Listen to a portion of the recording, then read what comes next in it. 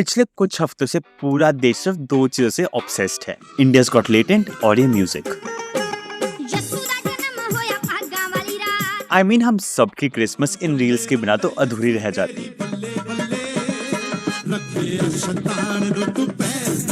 लेकिन इसी के साथ एल्गोरिदम ने कई लोगों को पंजाब की वीडियो भी रेकमेंड की। इसमें सेल्फ प्रोक्लेम्ड हीलर्स जीसस की ब्लेसिंग से उनकी सब प्रॉब्लम को दूर कर रहे हैं। अब चाहे वो गूंगे को बुलवाना हो या डेड इंसान को वापस जीवित करना। जहां आपके और मेरे लिए तो शायद एंटरटेनमेंट या मजाक की बात है, लेकिन करोड़ों पंजाबियों के लिए ये उनकी लाइफलाइन है। एक ऐसी जगह जहां उनकी सब प्रॉब्लम्स का सलूशन ऐसे मिलता है। बेटा होने के लिए जा रहा है। और अगर लग रहा है कि मैं मजाक कर रहा हूँ, इनके YouTube फिगर्स देखो। इंडिया के बिगेस्ट क्रिएटर्स में आते हैं ये लोग और हर वीडियो पर मिलियंस में व्यूज है और कमेंट्स में तो भर भर के प्यार। पर क्यों पंजाब एक ऐसी स्टेट जिसे खालिस्तानी डिमांड्स के साथ लिंक किया जाता था, वहाँ इतने लोग क्रिश्चियनिटी की तरफ जा रहे हैं? क्यों करोड़ों लोग इन सेल्फ प्रोक्लेम्ड हीलर्स पर विश्वास कर रहे हैं? और क्यों ये बड़े बड़े पॉलिटिशियंस और एक्टर्स इन्हें प्रमोट भी कर रहे हैं? असल में इस सब के पीछे छुपा है एक बहुत बड़ा इशू जो पंजाब की गिरती इकोनॉमी, कास्टिज्म और हर इंसान की जिंदगी से रिलेटेड है। पर सैडली इसके बारे में बात करने की जगह लोग बस रील्स देख रहे हैं।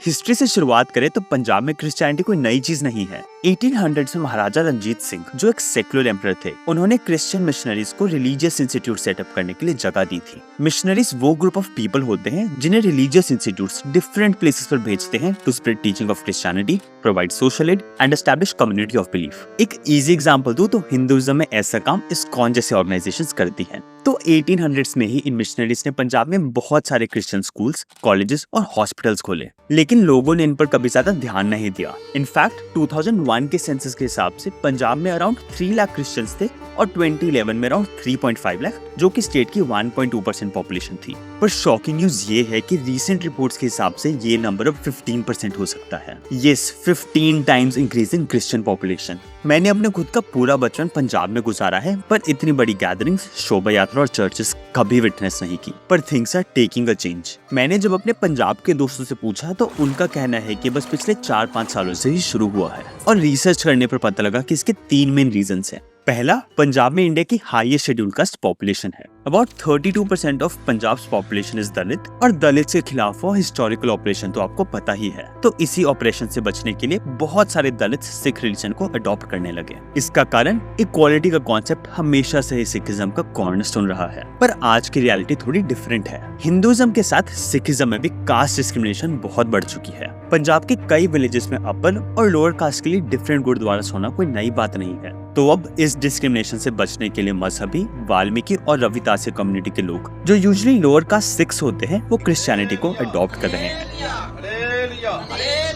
पहला ਆਪਾਂ ਮਜਬੀ ਸਿੱਖ ਹਾਂ ਤੇ ਫਿਰ ਜਦੋਂ ਵੀਰ ਜੀ ਨੇ ਚਰਚ ਬਣਾਇਆ ਤੇ ਫਿਰ ਆਪਾਂ ਚਰਚ ਵਿੱਚ ਜਾਣ ਲੱਗ। दूसरा, पंजाब में कई रीजंस के कारण डेरास की पॉपुलैरिटी कम हो रही है। डेरास एक इनफॉर्मल रिलीजियस बेस की तरह ऑपरेट करते हैं, जहां लोग अपने कंसर्न्स को कलेक्टिवली शेयर करते हैं। रिटर्न में ये डेरास लोगों की बेसिक नीड्स जैसे कि पानी, घर और जॉब ढूंढने में मदद करती हैं। पर पंजाब में डेरा सच्चा सौदा जैसे बड़े डेरास के डाउनफॉल के बाद एक वैक्यूम बन गया है इन लोगों की नीड्स के लिए, और वही जगह ले रहे हैं ये सेल्फ प्रोक्लेम्ड प्रीचर्स। ये लोगों को फ्री एजुकेशन, हाउसिंग और जॉब देते हैं जिससे वो लोगों का विश्वास जीत सके। और पंजाब में तो कॉन्वेंट स्कूल से पढ़ना एक प्रेस्टीज की बात मानी जाती है, नहीं तो शायद हम कॉन्वेंटों में बच्चे ना पढ़ा सके। इसके साथ लोगों को इन गैदरिंग्स में फ्री फूड और बड़े सपने दिखाकर क्रिश्चियनिटी की टीचिंग्स एक सिंपल लैंग्वेज में दी जाती है, और इसी से ये लोगों की स्पिरिचुअल नीड्स को भी फुलफिल कर रहे हैं। और लास्ट रीजन है ये self styled godman. Profit Bajinder Singh, pastor Harpreet दौड़ और कंचन मित्तल मिनिस्ट्रीज जैसे प्रीचर्स जो लोगों की किसी भी प्रॉब्लम का सोल्यूशन दे सकते हैं। मोबाइल एडिक्शन है, छुड़वा देंगे। पैरालिसिस है, ठीक हो जाएगा। बच्चा नहीं हो रहा, हो जाएगा। कनाडा वीजा नहीं लग रहा, लग जाएगा। गूंगा है, बोलने लगेगा। सुपर नेचुरल स्पिरिट्स का प्रकोप है, चला जाएगा। कोई मर गया, वापस जिंदा तक हो जाएगा।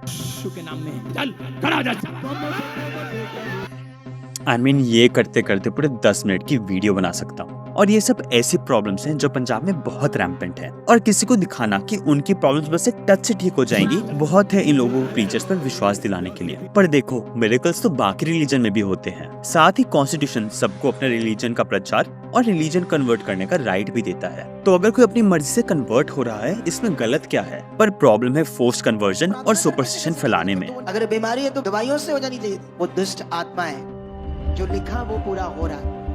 अकाल तख्त के पुराने लीडर ज्ञानी हरप्रीत सिंह का कहना है कि कन्वर्जन फोर्स्ड है और इनमें फॉरेन फंडिंग भी इन्वॉल्व है। ऊपर से हमें इन प्रीचर्स के बारे में ज्यादा कुछ पता नहीं है, क्योंकि ये इंडिविजुअली और ऑटोनॉमसली ऑपरेट करते हैं, जहाँ की यूजुअली मिशनरीज पर चर्च बॉडीज का कंट्रोल रहता है। डॉक्टर प्रदीप कुमार अमृतसर डायोसिस के बिशप हैं, जो एक रेगुलेटेड चर्च है। उनका कहना है कि ये प्रीचर्स एक डेरे की तरह इंडिपेंडेंटली काम करते हैं and they are not answerable to any religious body. इसी कारण वो किसी भी तरह इन लोगों को इन्फ्लुएंस भी कर सकते हैं। इनका तो ये भी मानना है कि इन प्रीचर्स का मेन एम है लोगों का विश्वास जीतकर उनसे पैसे बनाना। एक रिपोर्टेड केस में पाया गया कि बजिंदर जी ने उनके फॉलोअर्स से 80,000 रुपीज लिए थे उनकी बेटी की कैंसर ट्रीटमेंट के लिए, और जब उस लड़की की डेथ हो गई तो उनसे और पैसे मांगे उसे वापस जिंदा करने के लिए। और तो और इन प्रीचर्स पर रेप, मर्डर और मनी लॉन्ड्रिंग जैसी एलिगेशंस भी लगाई गई हैं। इंटेलिजेंस ब्यूरो की रिपोर्ट के हिसाब से ये प्रीचर्स डोनेशंस के थ्रू करोड़ों कमा रहे हैं, जिसका कोई अकाउंटेबिलिटी नहीं है। लेकिन सबसे हैरानी वाली बात ये है कि जो लोग क्रिश्चियनिटी को अडॉप्ट कर भी रहे हैं, वो ना तो अपना नाम चेंज करते हैं और ना ही अपने ओरिजिनल रिलीजन को ऑफिशियली छोड़ रहे हैं। और इसका रीजन है रिजर्वेशन। इंडियन लॉ के हिसाब से जैसे ही कोई शेड्यूल कास्ट पर्सन अपना रिलीजन कन्वर्ट करता है तो रिजर्वेशन के बेनिफिट्स भी खो देता है।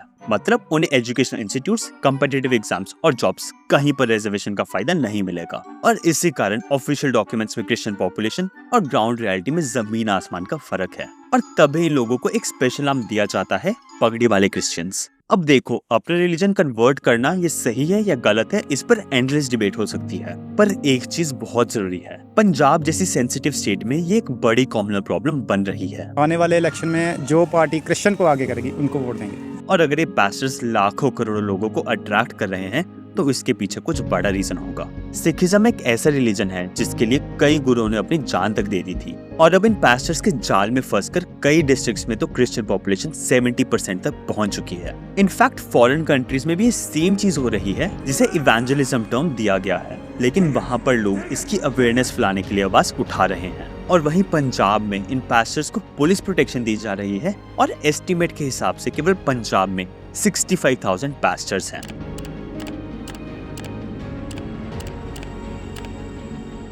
इससे पहले कि ये फेथ हीलर्स फेक हीलर्स बन जाएं, जरूरी है कि इन पास्टर्स और चर्चेस को रेगुलेट किया जाए, क्योंकि इनके तरीके और गैदरिंग्स बहुत वेल थॉट होती हैं, जो सोसाइटी के सबसे वल्नरेबल लोगों को टारगेट करती हैं। हालेलुया! बात खत्म, खटैक। अगर वीडियो अच्छी लगी हो तो प्लीज सब्सक्राइब करना, and I will see you very soon.